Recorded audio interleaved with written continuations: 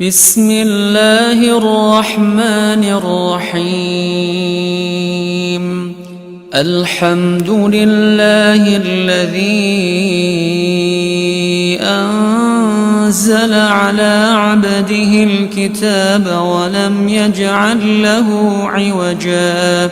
قيما لينذر بأسا شديدا من لدنه ويبشر المؤمنين الذين يعملون الصالحات أن لهم أجرا حسنا ماكثين فيه أبدا وينذر الذين قالوا اتخذ الله ولدا ما لهم به من علم ولا لآبائهم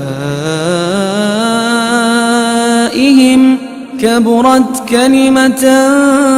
تخرج من أفواههم إن يقولون إلا كذبا فلعلك باخع نفسك على آثارهم إن لم يؤمنوا بهذا الحديث أسفا إنا جعلنا ما على الأرض زينة لها لنبلوهم أيهم أحسن عملا وإنا لجاعلون ما عليها صعيدا جرزا أم حسبت أن أصحاب الكهف والرقيم كانوا من آياتنا عجبا إذ أوى الفتية إلى الكهف فقالوا ربنا